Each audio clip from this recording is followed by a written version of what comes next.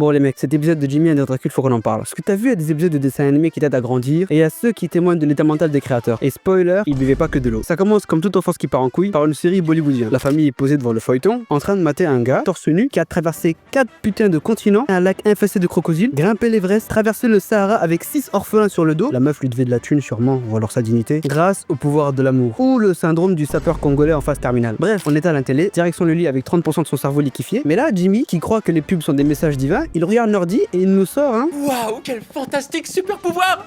Bon, le regard de l'ordi, il parle pour lui. Il fixe Jimmy comme s'il venait de lui dire que son père était enceinte de lui. Le poteau, il panique et il lui lâche On met n'importe quoi, l'amour c'est nul. Déjà, il faut s'approcher d'une fille. Traduction, chacal, t'as déjà pas les papiers de terrien et tu veux te reproduire. La planète a assez d'ennuis comme ça. Mais Jimmy, il est pas con. Il est réfléchi en mode alien, ou au pire Orca pour ceux qui veulent, et il nous lâche Même si je voulais t'aider, je pourrais pas. Des filles, j'en connais pas. Et Paraffine alors?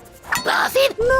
tranquille. Le poteau, il pioche les frères et sœurs de ses potes comme si on était au Monopoly. Et moi, j'étais pas prêt, parce que Paraffine, c'est pas une fille. La poteau, elle pèse aussi lourd qu'une milice militaire avec ses 22 kilos tout mouillés. Son âme transpire la haine. Si elle pouvait le démembrer en origami et l'envoyer en morceaux par Colissimo à Saturne, t'inquiète pas qu'elle le ferait. Mais Nordi, ce génie, il lui file un conseil. Seulement un conseil. T'as qu'à faire comme dans la série, chanter une chanson d'amour à sa fenêtre.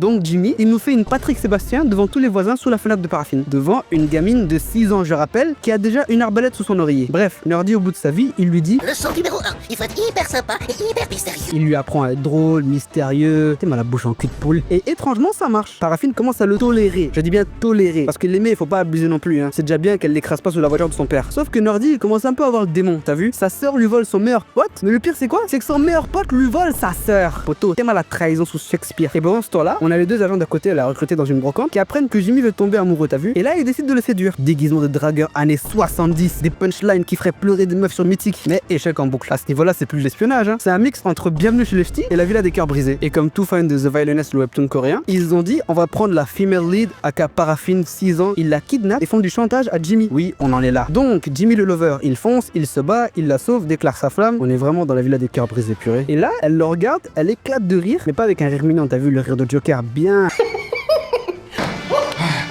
Un rire qui dit refus total, échec intégral, ça dégage. Et Nordi, content de ce cirque, lui tape sur l'épaule et lui lâche Hé Jamie, les extraterrestres ils sont pas faits pour l'amour terrien. Le poteau, ruiné émotionnellement, regarde le vide et se dit au moins toi tu seras toujours là. Puis il regarde Nordi, il regarde le vide et se dit en fait non, même ça c'est de la merde. En résumé, Jimmy voulait l'amour, il a reçu un râteau, un enlèvement, une humiliation publique et en prime une crise d'angoisse de Nordi. Mais bon, il y a des gens qui auraient encore les anges en 2025, donc quelque part il s'en sort bien. Si vous voulez que je parle plus de dessins animés comme ça, abonnez-vous.